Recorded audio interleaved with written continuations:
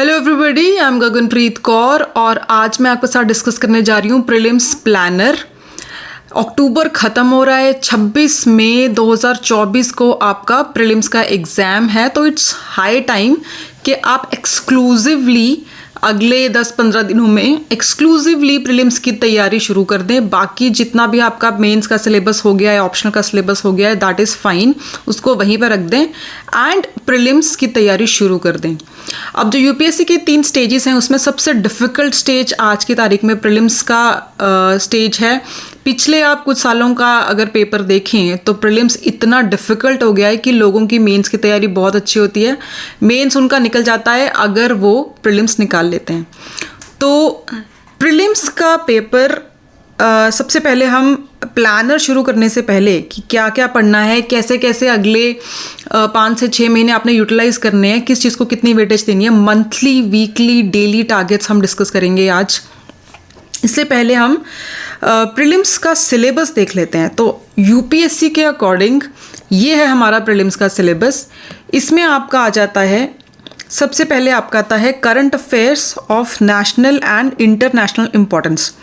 Current affairs जो आता है प्रीलिम्स में वो पिछले 1 से 1.5 साल का आता है। उससे ज़्यादा अगर आप पीछे जाएंगे कभी कभी आ जाता है, बट फिर कॉस्ट बेनिफिट रेशो यानी कि उस एक सवाल के लिए आप इतने पीछे का सिलेबस पढ़ेंगे वो फ़ायदेमंद नहीं है। तो पिछले 1 साल का अगर आप करंट अफेयर्स पढ़ रहे हैं, यानी कि 26 मई 2024 को अगर आपका प्रीलिम्स का एग्ज़ाम है तो 26 मई 2023 से अगर आप करंट अफेयर्स कर रहे हैं तो that is more than enough as far as prelims is concerned. ठीक है, नेक्स्ट आपका आता है history of India and Indian national movement.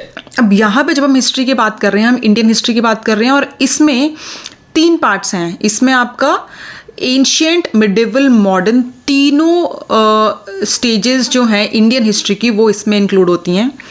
फिर आपका आता है Indian and world geography, physical, social, economic geography of India and the world. तो basically Indian geography, world geography, दोनों फिजिकल और ह्यूमन ज्योग्राफी आपको करनी है, ये हम डिटेल में डिस्कस करेंगे। फिर इंडियन पॉलिटी है, उसके बाद इकोनॉमी आती है। इकोनॉमी के इन्होंने थोड़ा बहुत डिटेल में लिखा है, बट जब एंड में पॉलिटी और इकोनॉमी के ये एटसेट्रा डाल देते हैं तो दैट मीन्स के ये जो 4 शब्द इन्होंने जोड़े भी हैं पॉलिटी और इकोनॉमी के साथ, उसका कोई वजूद नहीं है, पढ़ना हमें सब कुछ ही है। ठीक है, फिर नेक्स्ट आता है आपका environment, general issues on environmental ecology, biodiversity, climate change that do not require subject specialization. So UPSC is very clear about कि हम ज़्यादा टेक्निकलिटीज़ में नहीं जाने वाले। ठीक है, तो ये आपका एनवायरनमेंट हो गया। और नेक्स्ट आपका आता है general science. Science itself is been called general here. तो अगेन इसका भी यही मतलब है कि ज़्यादा आपको सब्जेक्ट स्पेशलाइजेशन नहीं चाहिए। अब ये हमारा सिलेबस है, एक एक करके अब हम शुरू करते हैं। 1 नवंबर से मैं आपके साथ प्लान बनाऊंगी।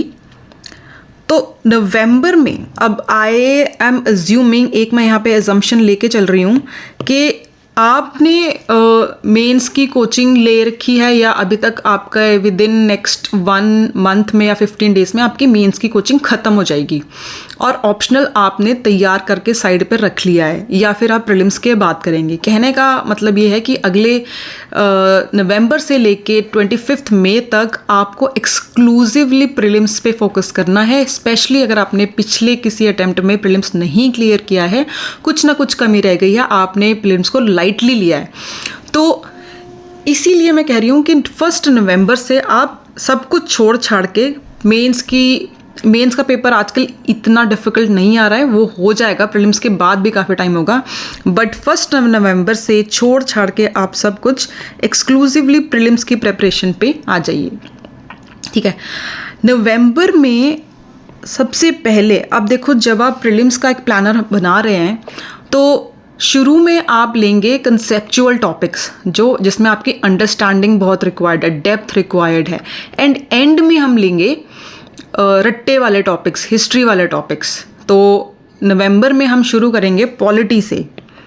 अब पॉलिटी जब हम बोलते हैं तो पॉलिटी का एक ही सिंगल सोर्स है, लक्ष्मीकांत।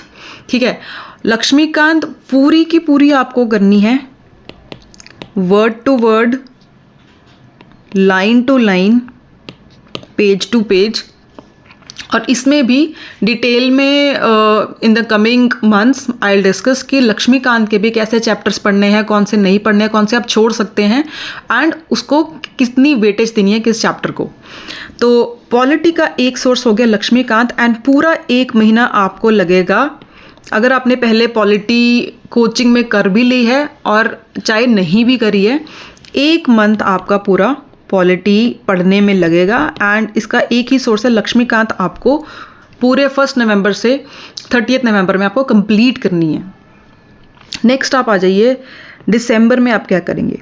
अब सिलेबस अगर हम यूपीएससी का देखें प्रीलिम्स का, तो कोर जो 4 फाउंडेशनल पिलर्स होते हैं जब आप प्रीलिम्स की तैयारी शुरू करते हैं, जो आपके जिसमें आपकी कोई कमी नहीं रहनी चाहिए, वो कोई भी सवाल कहीं से भी आ जाए, स्पेशली अगर ये जो सोर्सेज हम डिफाइंड पढ़ते हैं वहाँ से आ जाए तो आपका गलत नहीं होना चाहिए।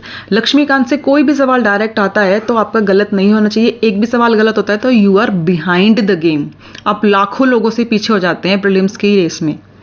तो कोर जो आपके एरियाज आते हैं, पॉलिटी आता है, इकोनॉमी आता है, ज्योग्राफी आता है और हिस्ट्री। ठीक है, ये कोर हैं, ये आपके पिलर्स हैं। दीज आर, जैसे डेमोक्रेसी के पिलर्स होते हैं वैसे प्रीलिम्स के ये 4 पिलर्स हैं और ये आपके बहुत स्ट्रांग होने चाहिए। इसमें किसी भी टॉपिक में, किसी भी एरिया में आपका कोई डाउट नहीं होना चाहिए। डाउट है तो पहले ही क्लियर कर लें प्रीलिम्स के एग्जाम से। और बाकी के जो टॉपिक्स हैं, करंट अफेयर्स हो गया, एनवायरनमेंट हो गया, जनरल साइंस, ये बहुत डायनेमिक टॉपिक्स होते हैं। इसमें कभी कभी कॉस्ट बेनिफिट रेशो भी इतना अच्छा नहीं होता है और कोई एक पर्टिकुलर सोर्स भी नहीं है, बदलता रहता है। तो इसकी भी स्ट्रैटेजीज मैं आपको इसी वीडियो में बताऊंगी। पॉलिटी जब आपकी नवंबर में कवर हो जाती है तो नेक्स्ट आपका आता है, नेक्स्ट आप लेके चलिए इकोनॉमिक्स। इकोनॉमिक्स, अब मोस्टली जो बच्चे प्रीलिम्स की तैयारी कर रहे हैं they are not from economics background, इसीलिए ये आप इनिशियल डेज में पॉलिटी के बाद इकोनॉमिक्स पे आप आ जाएं, क्योंकि ये बहुत डिफ़िकल्ट होती है। इसमें आपके कंसेप्ट्स क्रिस्टल क्लियर होने चाहिए और उसमें टाइम लगता है। ठीक है, अगर आपने कोचिंग ले भी ली है फिर भी इकोनॉमिक्स में कोई रिस्क नहीं लेना है, क्योंकि एक बार अगर इकोनॉमिक्स आपकी स्ट्रांग हो गई तो फिर क्वेश्चंस बहुत ईजीली सॉल्व होते हैं और क्वेश्चन इकोनॉमिक्स के बहुत कॉम्प्लिकेटेड आते हैं। तो you can not take risk here. Economics में आपके 4 सोर्सेज हैं as far as prelims is concerned. First आपकी आती है क्लास 12th की मैक्रो इकोनॉमिक्स की किताब। फिर आपकी आती है कोई भी स्टैंडर्ड इकोनॉमिक्स की यूपीएससी वाली बुक जो पॉपुलरली चलती हैं, वो एक तो है रमेश सिंह और एक रिसेंटली नितिन सिंघानिया जो कि पहले आर्ट एंड कल्चर के लिए फेमस थे, उन्होंने अभी रिसेंटली इंडियन इकोनॉमी की किताब भी निकाल दी है। ठीक है, तो इन दोनों में से कोई भी कर लीजिए। मैंने अपने टाइम पे रमेश सिंह करी थी, तो अगले आने वाली कुछ वीडियोस में हम डिटेल अगेन पढ़ेंगे कि इस बुक में से कौन से चैप्टर आप छोड़ सकते हैं और कौन से करने हैं और उसको कितनी वेटेज देनी है और उसमें भी कौन से पेजेस आप छोड़ सकते हैं। थर्ड आपका सोर्स आता है यूनियन बजट एंड फोर्थ आता है आपका इकोनॉमिक सर्वे। तो यूनियन बजट और इकोनॉमिक सर्वे तो आपका आएगा फरवरी में अगले साल। अभी आप एज फार एज दिसंबर में इकोनॉमिक्स की बात करें तो ये आपको करने की ज़रूरत नहीं है। आप फोकस करेंगे दिसंबर में मैक्रो इकोनॉमिक्स पे और रमेश सिंह या नितिन सिंघानिया में से कोई भी एक बुक जिससे आप कंफर्टेबल हैं। इसमें आप पूरा दिसंबर नहीं देंगे, डिटेल में हम बाद में बात करते हैं। अभी मंथली प्लानर देख लेते हैं। वीकली प्लानर मैं आपको नेक्स्ट पार्ट में बताऊंगी।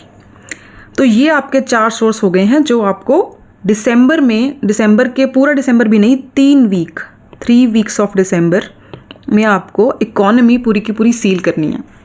आई टेल यू हाउ, कैसे ये सोर्सेस कवर करने हैं। फिर आता है आपका जनवरी। अब जनवरी में आप क्या करेंगे, एक तो 1 वीक दिसंबर का लेंगे, लास्ट वीक, और बाकी जनवरी के जो 30 दिन हैं ये आप लेके चलेंगे ज्योग्राफी के लिए। ना ज्योग्राफी के क्या सोर्सेज होते हैं प्रीलिम्स के लिए? ज्योग्राफी का एनसीईआरटीज आर द, कहते हैं ना, गागर में सागर हैं as far as geography is concerned. तो 11th की NCERTs हैं, 12th की NCERTs हैं। ये दोनों फिज़िकल ज्योग्राफी, आपकी ह्यूमन ज्योग्राफी दोनों कवर करती हैं। फिज़िकल में इंडिया और वर्ल्ड, एंड ह्यूमन में भी इंडिया एंड वर्ल्ड। ठीक है, अब ये आपकी 4 किताबें तो ये हो गई। इसके अलावा आप रेफरेंस के लिए एक और किताब यूज़ करेंगे, जीसी लियोंग की। जीसी लियोंग के कुछ सिलेक्टेड चैप्टर्स होंगे, वो मैं आपको बताती हूँ नेक्स्ट स्टेज में। But as far as sources are concerned and time is concerned, कितना टाइम देना है, तो 30 + 1 वीक आपका दिसंबर का, अप्रॉक्सीमेटली 37 डेज आप ज्योग्राफी को देंगे, क्योंकि किताबें हैं ज़्यादा, किताबें हैं 5। तो एक किताब को अगर आप 1 वीक भी देते हैं और साथ में आप थोड़ा बहुत CSAT की तैयारी भी पैरेलल चलेगी, थोड़े बहुत प्रीवियस ईयर क्वेश्चंस भी आप सॉल्व करते रहेंगे रोज़ 1 आधा घंटा निकाल के, तो 37 वीक्स का आपका ज्योग्राफी का प्लान बनता है। फिर आपका आता है फेब्रुअरी। फेब्रुअरी में आप क्या उठाएंगे? फेब्रुअरी में आप लेंगे मॉडर्न हिस्ट्री।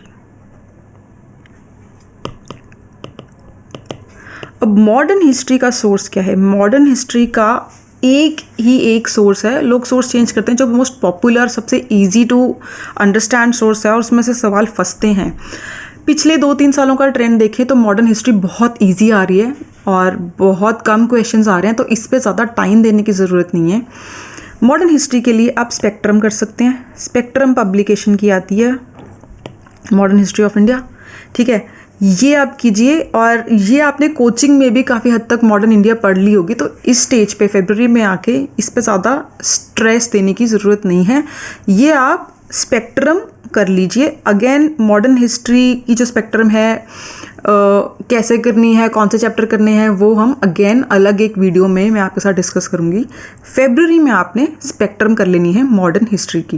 एंड फेब्रुअरी में अगेन हमने इसलिए रखी है बिकॉज ये रट्टे वाला है, इसमें काफ़ी कंसेप्ट्स भी हैं, बट अगेन हिस्ट्री रट्टे वाले में ही आती है, तो ये एंड में रखी है, मई के आपके D-Day के थोड़ा क्लोज। अब फेब्रुअरी में आप आ चुके हैं और मॉडर्न हिस्ट्री, अब आपके जो 4 फाउंडेशनल पिलर्स थे प्रीलिम्स के, वो फेब तक आते आते कंप्लीट हो चुके हैं। इसके साथ पैरेलल कुछ चीज़ें हमारी चलेंगी, वो मैं आपको बता देती हूँ।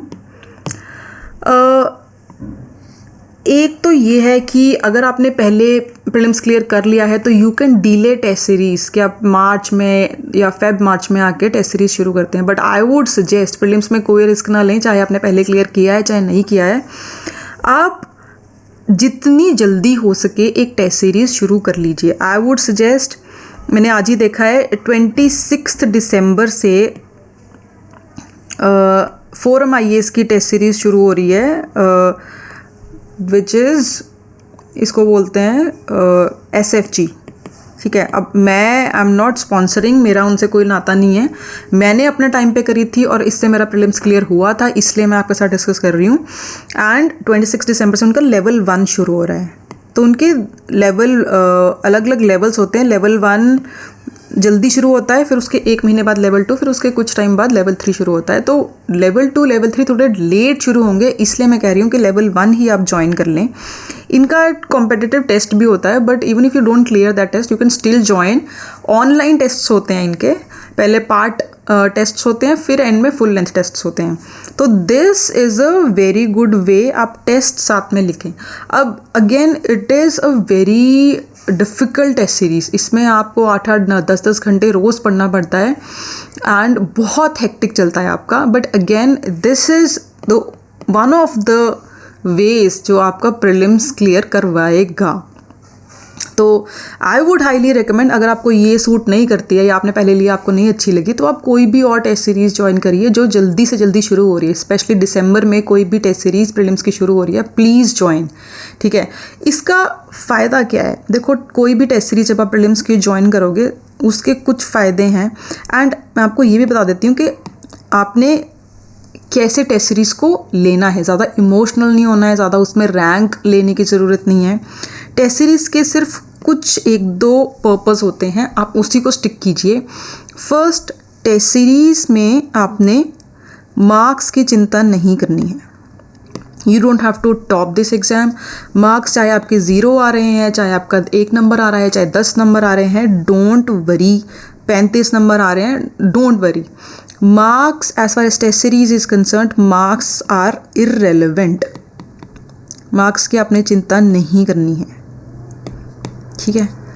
दूसरी बात, टेस्ट सीरीज़ में आपने 100% अटेम्प्ट रखनी है, चाहे कितना भी डिफ़िकल्ट टेस्ट हो या ऐसा कोई टेस्ट हो जिसमें आप वीक हैं। इकोनॉमिक्स में आप वीक हैं तब भी आपकी 100% अटेम्प्ट होनी चाहिए। हिस्ट्री का टेस्ट है, हिस्ट्री में आप वीक हैं, तैयारी है नहीं है, कि कितना सिलेबस कंप्लीट हुआ है, कितना छूट गया, इट्स ओके।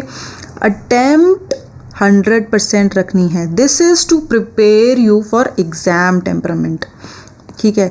एग्ज़ाम में भी ऐसा ही कुछ होगा, आपको सारा पेपर नहीं आता होगा, बट जिगरा होना चाहिए फुल अटेम्प्ट करने का। और वो जिगरा जब तक आप मॉक टेस्ट्स में नहीं लेके आएंगे तब तक आप फाइनल पेपर में नहीं कर पाएंगे। अटेम्प्ट आपको 100% रखनी है, ठीक है। तीसरी बात ये है कि आप जब भी टेस्ट देते हैं उसके बाद आपने जो क्वेश्चन आपके नहीं बने, जो गलत क्वेश्चंस हुए, वो आप जाके रिवाइज़ करेंगे। उसके आंसर आपको याद होना चाहिए ताकि उससे रिलेटेड अगर कोई भी कॉन्सेप्ट बाय चांस, वैसे तो बहुत कम चांस होते हैं, बट बाय चांस अगर आ जाता है तो आपकी आँखों के सामने से निकला हुआ कोई क्वेश्चन अगर यूपीएससी में आ रहा है और आप वो गलत करके आ रहे हैं तो इससे ज़्यादा पछतावा आपको नहीं होगा, but because then you will be wasting your whole 1 year. तो do analyse, third point is analyse your test. Marks की चिंता नहीं करनी है, टेस्ट के जो क्वेश्चन आपके गलत हुए हैं उनको देखो, 1-2 घंटे लगाओ, 1 घंटे में सारे गलत क्वेश्चन देखो, आंसर देखो और उसको वहीं पे बाय हार्ट याद कर लो ताकि उससे रिलेटेड कोई कॉन्सेप्ट अगर आपका यूपीएससी में रिपीट होता है then you should be able to answer it, ठीक है। और टेस्ट का एक और पर्पस होता है कि आपका जो सिलेबस है, ठीक है, वो क्योंकि टेस्ट का एक टाइम टेबल है, टेस्ट के आपके daily SFG specially forum IAS की जो है इसमें आपको पूरा चार्ट मिलता है कि हर रोज़ टेस्ट होता है। There is no gap, every day 7 AM या आप कोई भी एक टाइम चूज़ कर लीजिए, उस टाइम आपको टेस्ट देना है। तो टेस्ट जब आप रोज़ देंगे, आपके मान लीजिए 60 to 70% सिलेबस ही कवर होता है, बाकी 30% आपका छूट रहा है, वो आप मार्क करके रख लीजिए। 60 to 70% आपका मान लीजिए आप टारगेट कंप्लीट नहीं कर पा रहे हैं, ठीक है, और 30% आपका छूट रहा है, तो जो 30% आपका सिलेबस छूटा वो आप मार्क करके रख लीजिए कि जब ये टेस्ट सीरीज़ कंप्लीट होगी तो जो 30% सिलेबस मेरा छूटा है वो मैं तब कंप्लीट कर लूँगी, बट टेस्ट अगले दिन देना है, चाहे 60 to 70% सिलेबस ही तैयार है। तो test series is a way to complete your syllabus on time, in fact before time. इनकी टेस्ट सीरीज़ 1 महीने पहले या 2 महीने पहले ख़त्म हो जाती है and you have no idea the level of advantage you have when you finish your syllabus 1 to 2 months before the D day. बहुत बड़ी एडवांटेज होती है। आखिरी के 2 महीने में आप नेक्स्ट लेवल 2 एडवांस लेवल की तैयारी शुरू कर देते हैं अगर आपका 2 महीने पहले पेपर कंप्लीट हो जाए। एंड 5th पॉइंट इज़ कि यहाँ पे आपको सिलेबस तो कंप्लीट हुआ ही हुआ, आपका टेम्परामेंट भी बना, आपके अटेम्प्ट भी बनी, आपके मार्क्स भी, बट एक आपकी व्हाट शुड आई से, आपका पूरा सिलेबस जो है मार्क हो जाता है, आपकी किताबें मार्क हो जाती हैं और आपको पता होता है कि आखिर के 1 या 2 महीने में इनको कैसे रिवाइज करना है। Again that I will tell you in detail. अभी आप ये पॉइंट्स लेके चलिए, marking of your books and syllabus and very hectic, mind you, आपके दिन रात एक करना पड़ता है दीज टेस्ट सीरीज, क्योंकि रोज़ टेस्ट होता है तो आपकी बहुत बुरा हाल होता है। एक चीज़ और मैं कहना चाहूँगी कि एक तो फुल अटैम्प्ट आपने रखनी ही रखनी है, आपने सारे के सारे tests, attempt all tests at no cost. जब मैंने टेस्ट सीरीज़ ज्वाइन करी थी, या इन जनरल आप किसी भी टेस्ट सीरीज़ का ट्रेंड देखेंगे, डेटा देखेंगे, तो आप देखेंगे शुरू के, जब पॉलिटी से शुरू होता है कोई भी टेस्ट सीरीज़, शुरू के 5-6 टेस्ट सब देते हैं, जितने भी बच्चे इनरोल्ड हैं सब टेस्ट देंगे, बट धीरे धीरे 5 दिन निकले, 10 दिन निकले, अब ये 3 से 4 महीने की ये टेस्ट सीरीज़ चलेगी।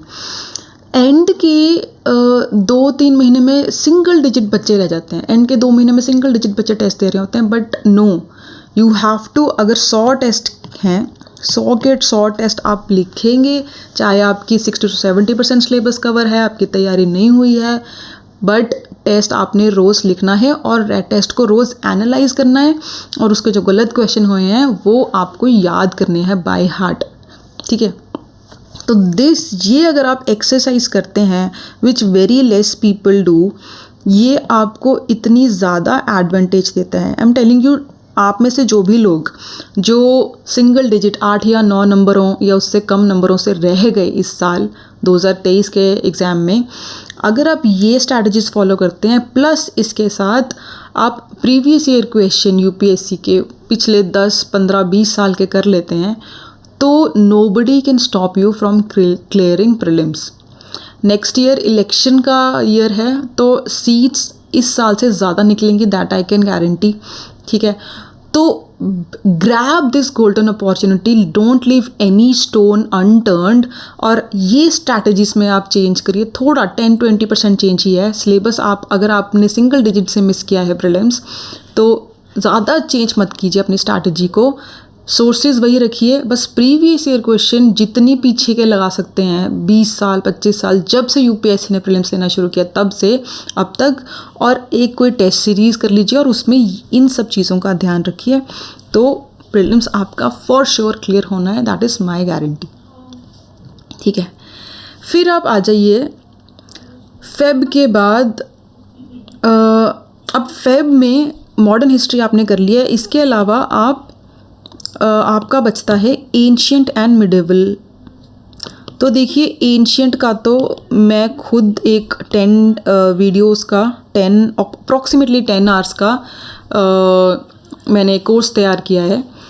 वो कोर्स 15 नवंबर को लॉन्च हो रहा है, एंड 15 से 30 नवंबर तक वो कोर्स आपका फ्री ऑफ कॉस्ट अवेलेबल होगा, ठीक है।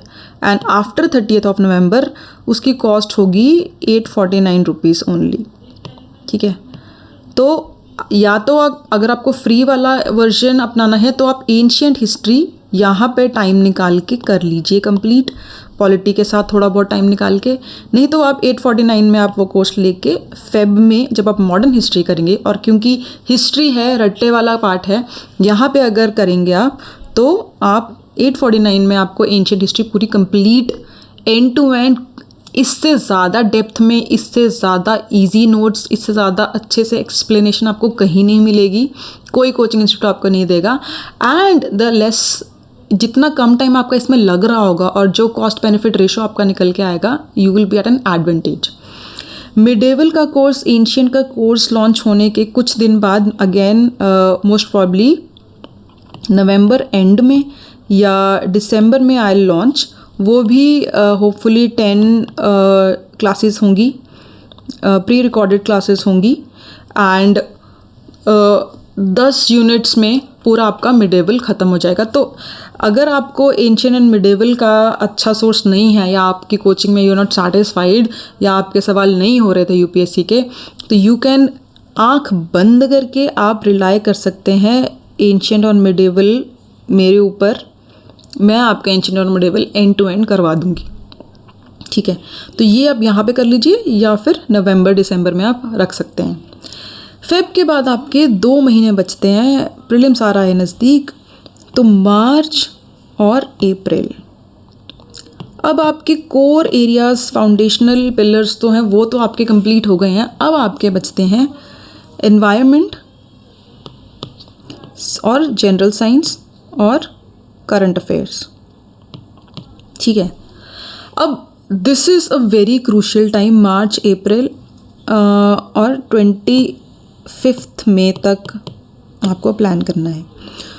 तो 25 मई को आपका 26 मई को आपका पेपर है, 25 मई तक आपका प्लान चाहिए। तो अप्रैल 26 तक आपका स्टैटिक पार्ट कंप्लीट हो जाना चाहिए। करंट अफेयर्स आप अप्रैल 26 के बाद हाथ लगाएंगे, ठीक है।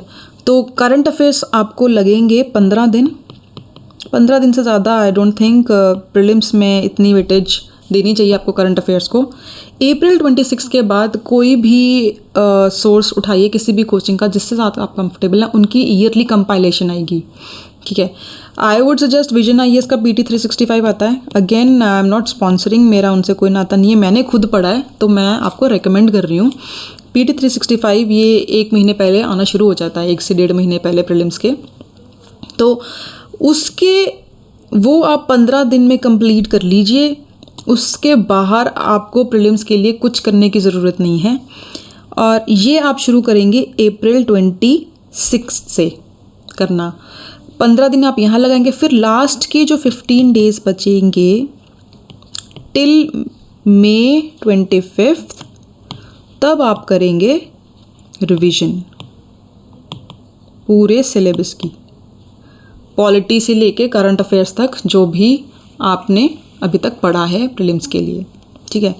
तो ये हो गया आपका प्लान। मार्च और अप्रैल में आप क्या करने वाले हैं, एनवायरनमेंट का आई वुड सजेस्ट, वैसे तो कोई अच्छा सिंगल सोर्स नहीं है, एनवायरनमेंट बहुत डायनेमिक है, but I would suggest PMF IAS करके एक वेबसाइट है, उन्होंने बहुत अच्छे से एनवायरनमेंट करवा रखा है, तो उनका सोर्सेज फ्री हैं, उन्होंने वहाँ पे national parks, mountains, reverse, vegetation very nicely they have covered, तो ये आप कर सकते हैं। साइंस का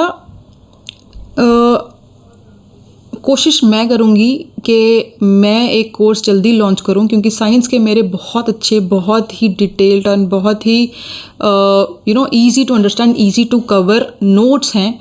बस मेरे पास अगर टाइम होगा तो मैं साइंस की भी अगेन 1 वीक का एक कोर्स लॉन्च कर दूँगी। आई विल ट्राई कि मार्च और अप्रैल से पहले या इस ड्यूरेशन में मैं ये लॉन्च कर पाऊँ।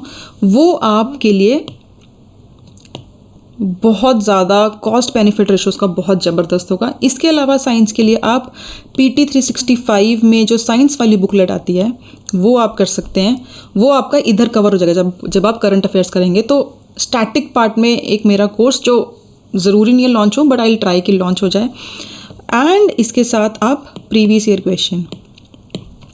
तो अगेन ज़्यादा कॉम्प्लिकेट नहीं करूँगी मैं। मार्च और अप्रैल में एनवायरनमेंट हो गया आपका, साइंस हो गया, एंड इसके साथ आप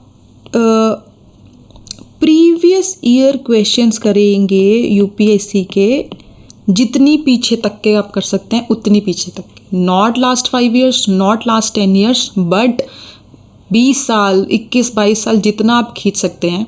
एंड प्रीवियस ईयर क्वेश्चन की जो बेस्ट किताब है जहाँ से आपको करना है, I would highly recommend new Vishal publication की बुक आती है सॉल्व्ड प्रीवियस ईयर क्वेश्चन, जितने 92 से या 91 से इन्होंने कवर किया है।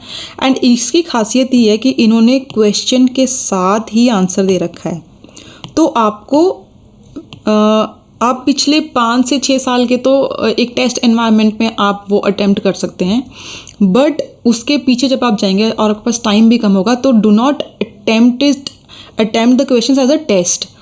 आपके क्वेश्चन के साथ ही आंसर लिखा होगा, क्वेश्चन देखो, आंसर देखो, बाय हार्ट याद करो, रट्टा लगाओ, कंसेप्ट समझो और आगे बढ़ो। तो use it as a study material, not as a test, ठीक है।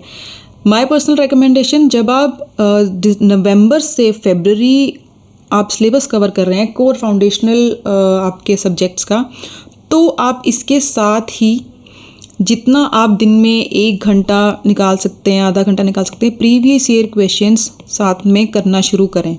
तो टारगेट आप ये रखिए कि पिछले 5 साल के PYQ आप इसके साथ ही कर लें।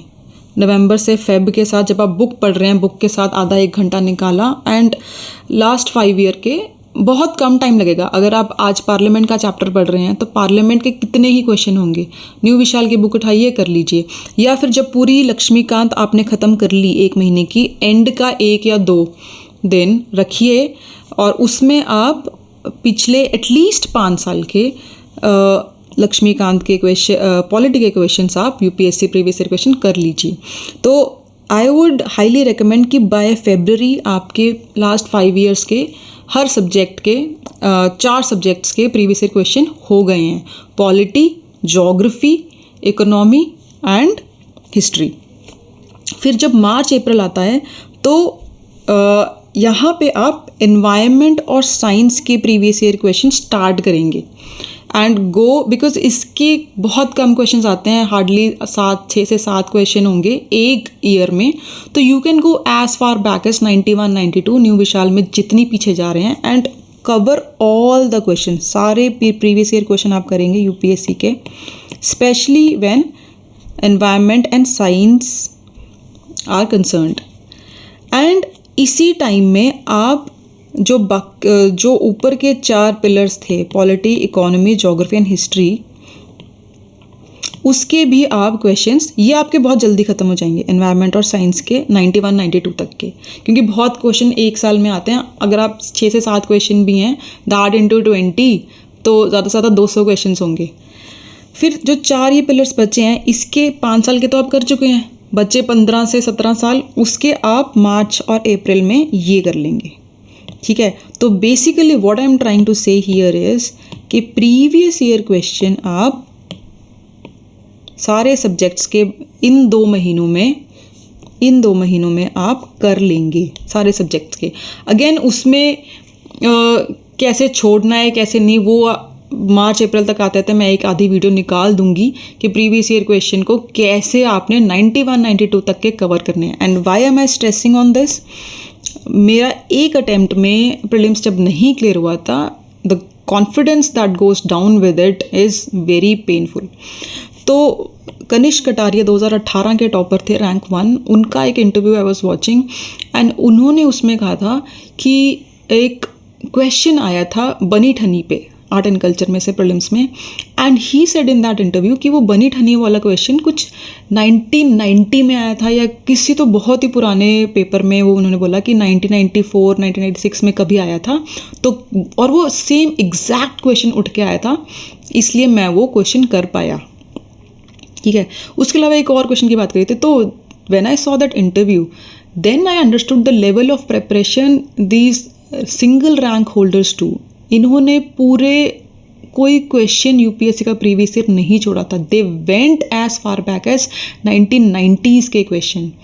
ठीक है, and let me tell you, पिछले 5 साल में साइंस का एक क्वेश्चन ज़रूर रिपीट होता है पिछले 5 साल के, जब आप प्रीवियस ईयर क्वेश्चन यूपीएससी के करेंगे। एंड उसके पीछे अगर आप जाओगे तो सारे जब यूपीएससी के आप 1991 से आप कर रहे हैं, उसमें से भी इकोनॉमिक्स या हिस्ट्री या स्पेशली एनवायरनमेंट का एंड साइंस का question as it is repeat होता है। And as it is repeat होना आप समझ रहे हैं, that adds plus 2.66 marks to your total cumulative marks in prelims. कैसे? 2 मार्क्स का तो वो क्वेश्चन ही है और 0.66 की जो आपने नेगेटिव मार्किंग बचाई है। तो each and every question from previous year question जो एज इट इज़ रिपीट हो रहा है, that is giving you an advantage of 2.66 in less than 5 seconds.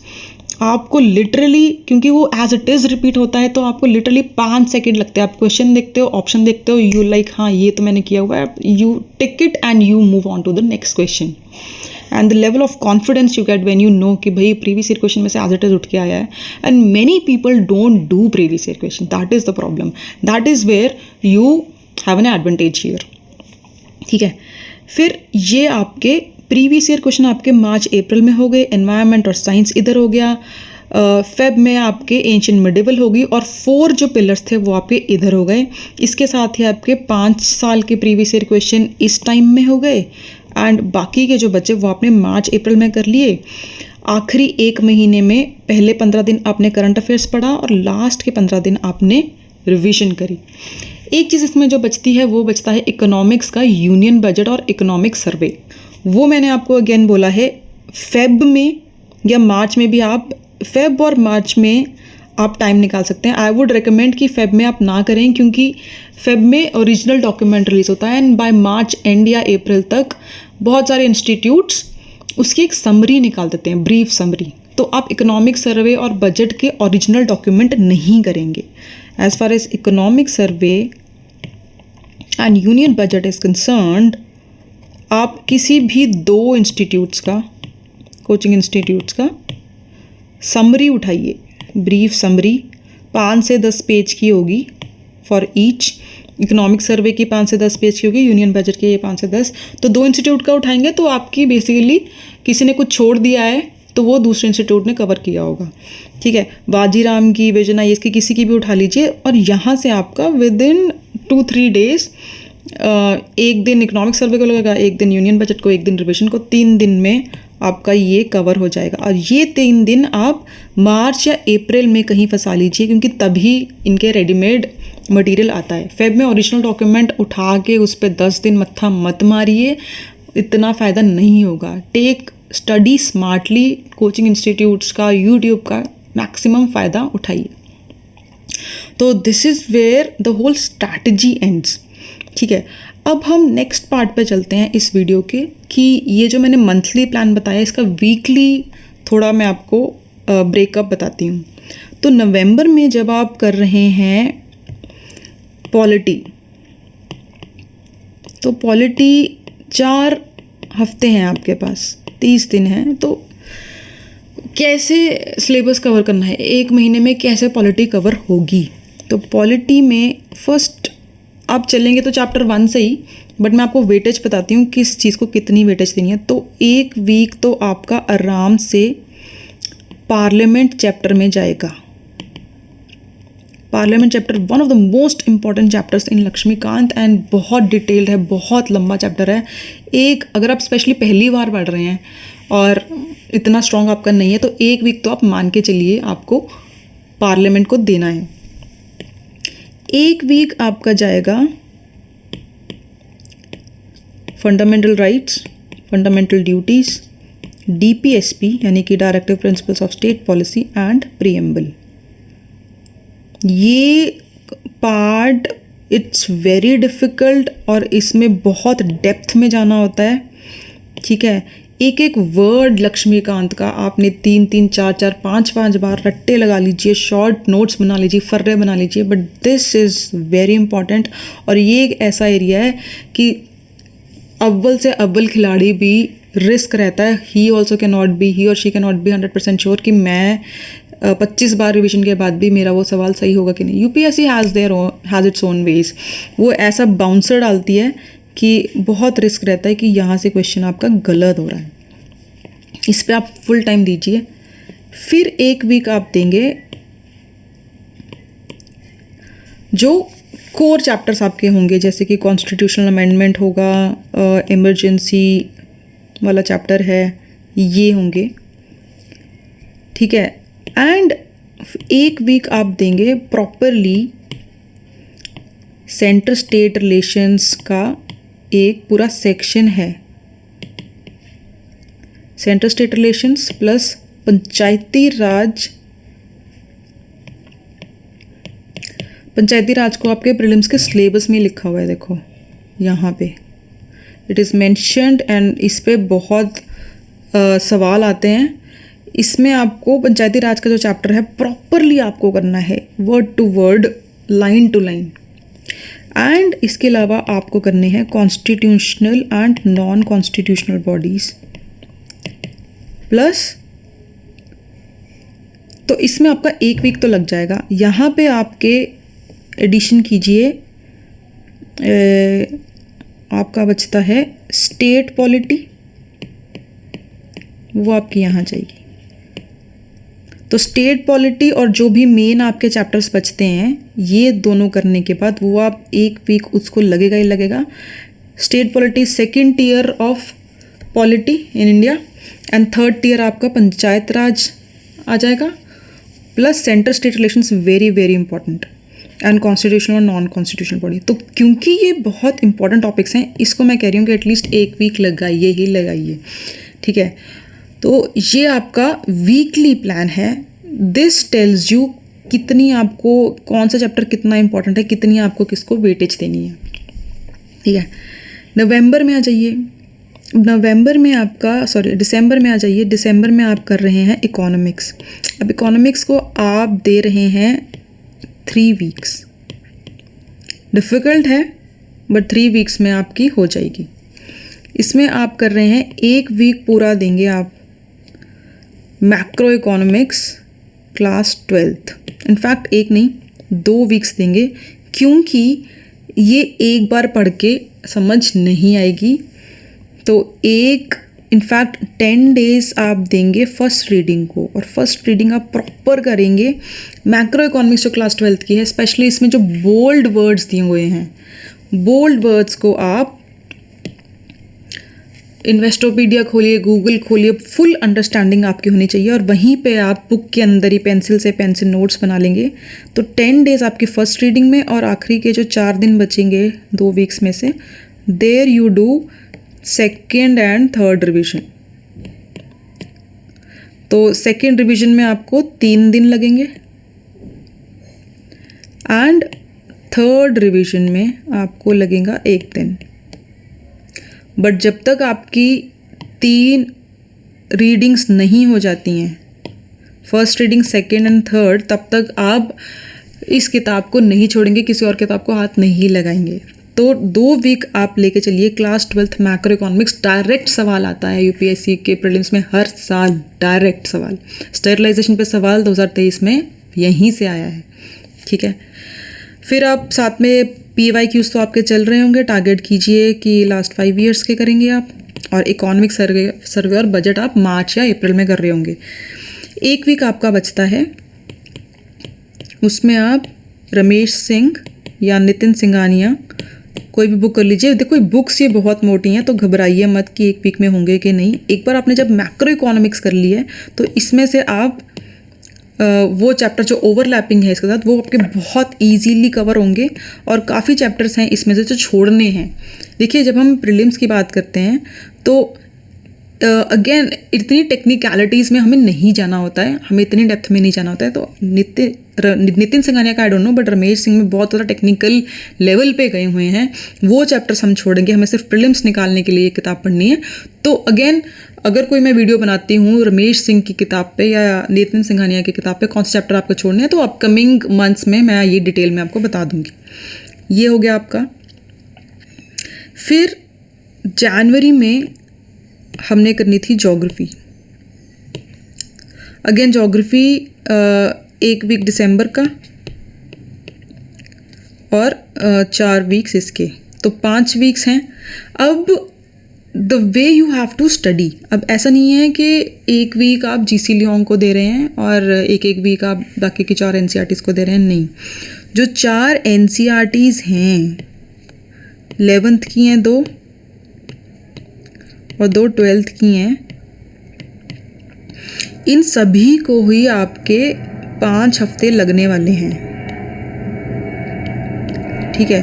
Approximately 9 to 10 days एक किताब को लगेंगे। तो 5 वीक मतलब कि आपके 35 दिन, ठीक है। तो 40 तो नहीं, बट 35 दिन आपके पास हैं। 35 दिन में आपको ये चारों किताबें कवर करनी है। तो अप्रॉक्सीमेटली वही लेके चलिए 8 to 9 डेज, ठीक है। 8 भी नहीं, 7 बनेंगे। 7 डेज में आपको एक किताब कवर करनी है। इनफैक्ट 7 डेज नहीं, 7 से ज़्यादा ही, तो देख लीजिए आप। बट आपको 5 वीक में आपको ये 4 किताबें कवर करनी है, और GC Leong end to end आपको नहीं करनी है, ठीक है।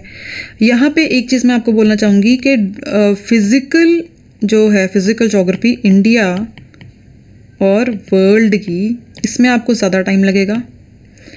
बट ह्यूमन ज्योग्राफी में कम तो लगेगा, but human geography is equally important. लोग ये बुक्स ना छोड़ के चले जाते हैं, ह्यूमन ज्योग्राफी वाली, इंडिया पीपल एंड इकोनॉमी और फंडामेंटल्स ऑफ ह्यूमन ज्योग्राफी, ये 2 बुक्स जो हैं ये छोड़ के चले जाते हैं। But I am telling you, यहाँ से सवाल आते हैं, और ईजी सवाल आता है। अगर हमने ये बुक्स ठीक से करी हैं तो डायरेक्ट सवाल आता है, इन बुक्स को छोड़ के नहीं जाना है।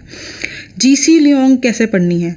अब अब जब आप फिज़िकल ज्योग्राफी पढ़ रहे होंगे तो उसमें आप वॉल्केनोस पढ़ रहे हैं, अर्थक्वेक्स पढ़ रहे हैं, तो ये जो चैप्टर्स हैं ये जीसी लियोंग में भी दे रखे हैं।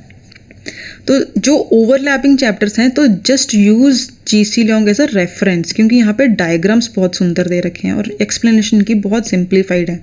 तो just use it as a secondary source, as a reference कि वॉल्केनोज आप एनसीईआरटी से पढ़ रहे हैं तो वो तो आपकी टेक्स्ट बुक, वो तो आपकी बाइबल है, साथ में for in depth understanding GC Leong पढ़ लीजिए, but as use it as a reference only, specially diagrams के लिए। एंड जीसी लॉन्ग के 2 चैप्टर्स हैं जो कि वेरी वेरी इंपॉर्टेंट चैप्टर्स हैं, वो आपको एनसीईआरटी में उससे ज़्यादा इतनी सिमिलैरिटी नहीं मिलेगी, तो अलग से आपको जीसी लॉन्ग में से ही पढ़ना पड़ेगा। One is weather and one is climate chapter, very important, time लगेगा इस पर। तो अगेन मैं जो बोल रही हूँ कि 5 वीक्स हैं आपके पास ज्योग्राफी करने के लिए, और 5 वीक में आपकी अगर ये 4 किताबें भी ज्योग्राफी की कंप्लीट हो जाती हैं, it is a big achievement. नहीं होती हैं, बहुत डिफ़िकल्ट बुक्स हैं। तो जीसी लियोंग का वेदर और क्लाइमेट को आप ज़्यादा टाइम नहीं दे पाएंगे, ये आप रोज़ के 1-1, 2-2 घंटे निकाल के किसी तरह इसके साथ ही आप कंप्लीट करेंगे वेदर और क्लाइमेट। और क्लाइमेट चैप्टर में एक बहुत ही इम्पॉर्टेंट चार्ट बना हुआ है, डायग्राम बना हुआ है। वो डायग्राम आपको लास्ट 15 दिन में जब आप रिवीजन करेंगे ज्योग्राफी की, बहुत काम आएगी, क्योंकि उसमें क्लाइमेट के साथ वहाँ पे जो नेचुरल वेजिटेशन मिलती है, कितनी रेन होती है, उसके बारे में बात की गई है। इसलिए ये 2 चैप्टर्स आप जीसी लॉन्ग से करेंगे, बाकी के चैप्टर्स आप जस्ट एज रेफरेंस यूज़ करेंगे when you are studying these NCERTs. ठीक है, तो ये आपका हो गया। फेब में हमने बात करी थी कि मॉडर्न हिस्ट्री हो जाएगी। अब मॉडर्न हिस्ट्री के मैं ज़्यादा डिटेल में नहीं जाऊँगी, बिकॉज अगेन मॉडर्न हिस्ट्री इतनी ज़्यादा वेटेज नहीं खा रही है पिछले 2-3 सालों में। 1 से 2 सवाल आते हैं, ईजी आते हैं, आपने मेंस की कोचिंग में भी पढ़ा होगा, या फिर अगर आपको ऑप्शनल तो आपको हाथ लगाने की ज़रूरत ही नहीं है। तो मॉडर्न हिस्ट्री के साथ एंशिएंट मिडेवल फंसती है, तो एंशिएंट मिडेवल मॉडर्न तीनों आपको फेब में अगर करनी है तो एंशिएंट मिडेवल मेरे पे छोड़िए, मॉडर्न आप खुद से करिए या अपनी कोचिंग इंस्टीट्यूट से करिए। मार्च और अप्रैल का मैंने डिटेल में आपको बता दिया है। तो this is the whole plan, weekly और मंथली वाइज आपको बता दिया। डेली वाइज आप जब टेस्ट सीरीज साथ में ज्वाइन करेंगे, जो कि मैंने आपको बोला है, या तो फोरम आइज की कर लीजिए, कोई भी टेस्ट सीरीज कर लीजिए, तो आपका डेली अपने आप बन जाएगा। ठीक है, तो this is the whole plan. I hope इससे आपको काफ़ी ज़्यादा क्लैरिटी मिली है कि अगले कुछ महीने till your D day they are gonna be very hectic, tighten your seat belts. ये प्लान फॉलो करना बहुत डिफ़िकल्ट है, but I am telling you if you stick to it, किसी भी तरह स्टिक कीजिए। आखिरी का जो 1 महीना होगा, स्पेशली अप्रैल में, मार्च और अप्रैल में आके the level of comfort, the level of advantage you will feel over other candidates जिनका सिलेबस भी कंप्लीट नहीं हो रहा होगा। आई एम टेलिंग यू, बहुत आगे जाएंगे आप, कट ऑफ आपकी बहुत आराम से क्लियर होगी। ठीक है, तो ये टाइम टेबल, ये टेस्ट सीरीज़ फॉलो करने का एक ही रीज़न होता है कि प्रीलिम्स के 1 महीना पहले आपका पूरा स्टैटिक पार्ट ख़त्म हो जाए, ताकि आप जो एक्स्ट्रा रीडिंग करनी है, जो आपको वीक पार्ट्स रिवाइज करने हैं, या जो आपको फर्रे नोट्स लास्ट मिनट रिवीजन के लिए बनाने हैं, लास्ट 15 डेज़ की रिवीजन के लिए, उसके लिए आपके पास टाइम हो।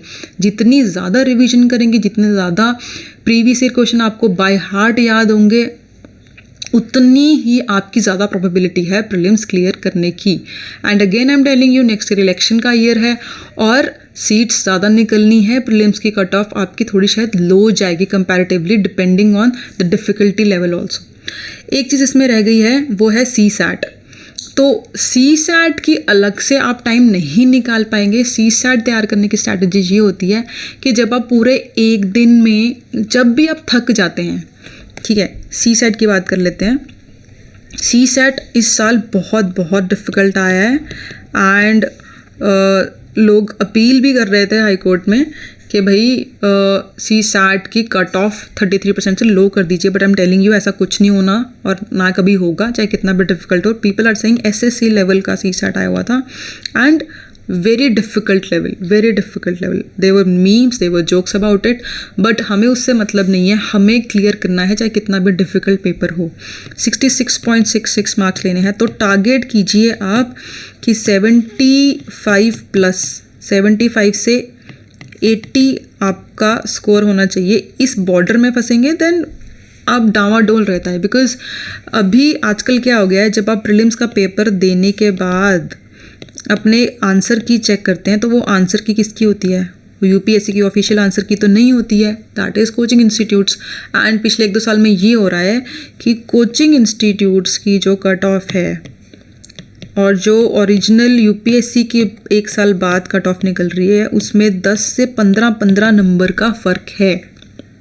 तो अगर आपके मान लीजिए 75 बन रहे होते हैं एंड किसी कोचिंग इंस्टीट्यूट ने आपको बोल दिया कि आपके तो 64 ही बन रहे हैं, तो फिर आपकी जो उस टाइम पे मेंटल स्टेट पे फ़र्क पड़ेगा, आप मेंस की तैयारी ढंग से नहीं कर पाएंगे। You will always be thinking about your past prelims. तो उस डायलेमा से बाहर निकलने के लिए, उस कन्फ्यूजन वाले अनसर्टेनिटी वाले टाइम से बाहर निकलने के लिए ट्राई कीजिए कि आपके 70+75 के अराउंड नंबर बन जाएं। और उसका तरीका ये है कि CSAT आप when do you study CSAT, अब जो मैंने टाइम टेबल बनाया उसमें तो CSAT है ही नहीं। CSAT आप करते हैं व्हेन यू एक दिन में जब आपको कुछ और पढ़ने का मन नहीं कर रहा है, when you want to take a break time में आप इंस्टाग्राम या कुछ और ऐप, यूट्यूब नहीं खोलेंगे। ब्रेक टाइम में रोज़ के 1 घंटा, दोपहर को जब आपका ब्रेक टाइम होता है या शाम का जो भी आपका ब्रेक टाइम होता है, जब when you want to take a break from studying history, polity, bore हो चुके हैं, 1 hour give to CSAT। And CSAT clear करने का सिर्फ एक तरीका है, डोंट टेक एनी कोई किताब उठा के नंबर सिस्टम पढ़ने मत बैठ जाइए। वो एक आवर में आपने क्या करना है, आपने प्रीवियस ईयर क्वेश्चन का पेपर उठाना है। CSAT was introduced in the year 2013। तो 2013 से लेके 2023 तक आपके पास 11 पेपर हैं, ठीक है। 11 पेपर्स आर देयर, उसमें 80 क्वेश्चन हैं एक पेपर में। तो आपका हो गया है 880 क्वेश्चंस आपको करने हैं। 880 क्वेश्चंस में भी आप हटा दीजिए इंग्लिश वाले क्वेश्चंस, ठीक है। उसकी स्ट्रैटेजी अलग है, वो भी मैं आपको बताऊंगी कैसे हैंडल करने होते हैं। जो आपके मैथ्स वाले, क्वांट वाले सवाल बचेंगे वो इसके ऑलमोस्ट हाफ होंगे, ठीक है। तो 440 क्वेश्चंस आपके क्वांट के हैं। रोज़ 1 घंटा निकालिए, प्रीवियस ईयर क्वेश्चन जो ये 440 हैं इसमें try to attempt as many as possible. अगर आप इस 1 घंटे में 5 से 6 क्वेश्चन भी कर रहे हैं, ठीक है, that is a good pace. 5 से 6 क्वेश्चन कर रहे हैं, 30 दिन में आप 150 क्वेश्चंस कर लेंगे, ठीक है। और ऐसे ऐसे आप धीरे धीरे 1 घंटा या ऑल्टरनेट डेज पे आप 1 घंटा रख लीजिए, try to solve 4 to 5 questions. तो स्ट्रैटेजी यही है कि बाय अप्रैल 26 यानी कि आपके प्रीलिम से 1 महीने पहले आपके सारे CSAT के पिछले 11 साल के पेपर्स हो जाने चाहिए, 2 से 3 रिविजन्स। और आपने कुछ नहीं करना है, इन्हीं क्वेश्चंस को बार बार रिपीट कीजिए, इंग्लिश के भी, मैथ्स के भी। इसी में आपको टाइप निकल के आती है और यहीं से क्वेश्चन बनता है यूपीएससी का अगला भी। इसके बाहर you don't have to top CSAT। मैं अगेन बोल रही हूँ कि 75 से 80 का ही टारगेट आपने लेके चलना है। तो कॉस्ट बेनिफिट रेशो आप देखिए, ये आपका मेरिट डिसाइड नहीं कर रहा है, बट इसमें क्वालिफाइंग नंबर भी नहीं आ रहे हैं। तो क्वालिफाइंग पेपर में कितनी वेटेज देनी होती है। Don't study any book, don't go for any coaching. आप ले सकते हैं, in fact YouTube would be a best source. SSC की अभिनय शर्मा करके एक टीचर हैं, बहुत अच्छी वीडियोज़ हैं। कोई भी कॉन्सेप्ट, जब आप कोई भी क्वेश्चन प्रीवियस ईयर का सॉल्व कर रहे हैं और आप कहीं भी फंस रहे हैं, कोई कॉन्सेप्ट नहीं समझ आ रहा, जस्ट राइट अभिनय मैथ्स, बहुत बढ़िया टीचर हैं, हर कॉन्सेप्ट पे उन्होंने वीडियो बना रखी है, वो आप देख सकते हैं। तो CSAT की the key to clearing CSAT is previous year questions 2 बार 3 बार 4 बार करके आपको बाय हार्ट वो क्वेश्चंस याद होने चाहिए। वहीं से आपके 75-80 नंबर बहुत आराम से बनेंगे। एंड जो ये हवा क्रिएट किया हुआ है CSAT का, ये आप डिमोलिश करेंगे। इसमें आपको फंसने की ज़रूरत नहीं है। I will also try. मेरे को कुछ स्टूडेंट्स ने बोला कि आप CSAT का पिछले 11 साल का सॉल्व्ड पेपर ढंग से निकाल दीजिए। I will try most probably in December. 11 से 11 के 11 पेपर उसमें से भी मैथ्स वाला पार्ट, नॉट इंग्लिश वाला part, that I will tackle if I have time in a different way. उसकी भी अलग स्ट्रैटेजीज हैं, स्मार्ट वे से कैसे इंग्लिश वाला पेपर हैंडल करना है। But as far as quant CSAT in the last 11 years is concern, I will try कि दिसंबर में मैं अगेन एक कोर्स लॉन्च कर दूँ जहाँ पे ये आपको सॉल्व मिले और आपको ज़्यादा एफर्ट ना लगाने पड़े। CSAT should not be the reason you don't clear prelims, ठीक है। GS में थोड़ा कम आप एफर्ट लगा दीजिए, 1-2 दिन कम लगा दीजिए, बट CSAT 66.66% करने ही हैं। सबसे पहले आपका CSAT का ही पेपर चेक होता है, ठीक है। उसकी जिन लोगों की कट ऑफ नहीं क्लियर होती है उनका पेपर 1 चेक ही नहीं होता है। तो do not fall into that category whatsoever, ठीक है। तो इसके साथ ही आपकी पूरी प्रीलिम्स प्लानर ख़त्म होता है। If you have any doubt you can contact me directly, ठीक है। तो अपकमिंग टाइम में I will go book by book, कौन से चैप्टर्स कैसे पढ़ने हैं। Let me know how did you find this video, this prelims planner. Thank you.